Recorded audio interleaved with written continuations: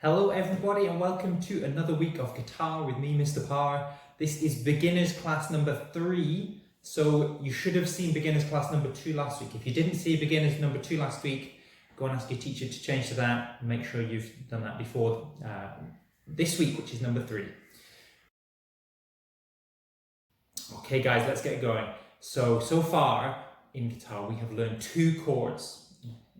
We learned first of all the chord G. See if you can remember a chord G. I'd like everyone to see if they remember how to play a chord G now and have a go. Okay, so hopefully we all remembered.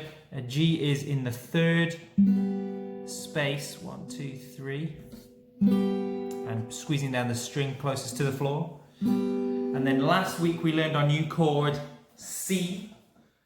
Have a wee test to see if you can remember how to play a C right now. Show your teacher, show the helper in the classroom, show your friend. Okay, now hopefully remember the C is your first finger pinching on the 2nd string up from the floor. So 1, 2, but in this first space at the end. Okay. And last week our practice that we did was to change between those chords. So to play a G and then change to a C. Okay, now this changing is really important. Once we get really good at changing, it means we can start to string all our chords together and make songs, okay? And actually today what we're going to do is start to put these together and start learning our first ever song, okay? Okay, so the first step to learning any song is practicing all the bits you're going to need. So first of all, let's have some extra practice at changing from a G to a C. Now what I'm going to ask you to do is play the G and hold it for 4 beats, so to count to 4, and then we're going to play the C for 4 beats as well. I'm going to give you a quick demonstration. It goes like this: G, 2, 3, 4, and C, 2, 3, 4, and then we're going to stop. So I'm going to count in. Everybody get ready, hold your G's. Ready to start, and after 4, 1, 2, 3, 4, G, 2, 3, and then get ready to change to a C, 2, 3, 4. Okay, that was pretty good. We're going to try that again, but this time instead of just doing 1 G to C one time, we're going to go G and then C and then back to a G and back to a C, and back again, and we're going to do the whole thing 4 times in a row. Okay, so here we go. Everybody get your fingers ready on a G. We're going to do G to C 4 times in a row. After 4, 1, 2, 3, 4, G, 2, 3, and get ready to change to C, and 1, 2, 3. Get ready for your G, and 1, 2, 3. Ready for C? 1, 2, 3. Back to G. 1, 2, 3. And back to C. 1, 2. One last time for both chords. We got G, 2, 3, 4, and C, 2, 3, 4, and let's stop there. Okay guys, so that can be quite challenging to keep changing chords, but I think you'll have done a really good job there. Even if it felt tricky, it's really good practice. Okay, so we're ready to start putting these chords together into our first ever song. And the first ever song we're going to learn as a class is called Shotgun. You might have heard it's by George Ezra.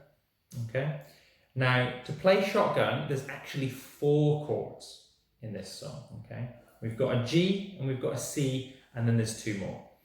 Now what we're going to do today is learn 1 more of those chords, so we'll have 3, and we can start playing the song, okay? And we're just going to have to miss out the 4th chord for now, because the 4th chord is going to take a bit more practice to get now, okay?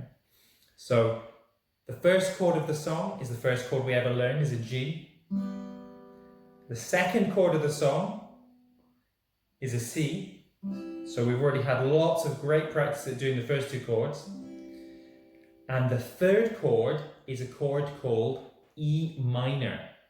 Now, E minor is another chord where we strum all the 3 strings closest to the floor. And actually, as a nickname, some people call it EZ minor because we don't need to press down any fingers. We just play those 3 strings closest to the floor without holding any fingers down. So that means our first 3 chords all strung together sound like this. We've got G, we've got C, and then we've got our new chord, not holding any fingers down, E minor. So once again, I'll do that as a demonstration. G, 2, 3, 4, C, 2, 3, 4, E minor, 3, 4. Okay, so first things first, let's practice putting all those 3 chords together. So a bit like before when we did G and C, we're going to do G, C, and E minor. Okay, so I'd like everyone to get their fingers ready on a G, and we're going to do G for 4 beats, C for 4 beats, and then E minor for 4 beats. And then we're going to stop. Okay. So after 4, 1, 2, 3, 4. G, 2, 3, 4. C, 2, 3, 4. E minor, 2, 3, 4, and stop. We're going to try it again. 1, 2, 3, 4. G, 2, 3, 4, and C, 2, 3, 4, and E minor, 2, 3, 4, and stop. Okay guys, there's one more thing I want to show you today, okay, and it's a great way to practice putting these chords together and hearing the song, and it's called a backing track. Now, backing track is like a version of the song that you can play your guitar along with. So if you look in the links below, in the description below, there's a link, there's actually 3 links to the backing track for Shotgun, okay? And the 3 links are at different speeds. So there's a slow backing track, a medium speed, and the full speed backing track. Now, what I would like you guys to do in a minute is go and click on the slow backing track and have a listen. And you'll see that on the screen, it tells you what chord you're meant to be playing at that moment. And it counts the beats for you as well, so you can tell when the next chord's about to be coming out. Now, in Shotgun, as I said, there's 4 chords. There's a G, a C, an E minor, and there's a 4th chord that's called D. Now, we're going to not worry about the D for this week, but what I would like you to do is practice playing along with the backing track. See if you can stay in time with the backing track and play the G, 1, 2, 3, 4, the C, 2, 3, 4, E minor, 2, 3, 4, and then when it's time for the D, you can just get your fingers ready for the G and ready to strum the G when it's time. So that means when there's a D on the screen, you are not going to be playing anything, but you're going to be getting your fingers ready for the next G. So it's going to go a bit like this. G, 2, 3, 4, C, 2, 3, 4, E minor, 2, 3, 4, and get your fingers ready. Then G, 2, 3, and C, and so on. And the handy thing in this song is actually that the chord pattern is the same all the way through. So that means if you know your G and your C and your E minor, which we've been doing lots of practice of today, you can play all the way through that song and just have that wee rest every time there's a D to get your fingers ready for the G. So your practice challenge for this week is actually to go to that backing track, the slow version linked in the description below, and then you can practice. You can get lots of practice playing along with the backing track, and it's also a lot more fun because you can hear the singing and the whole band and all the music going on with it as well. So that's your practice challenge for today, guys.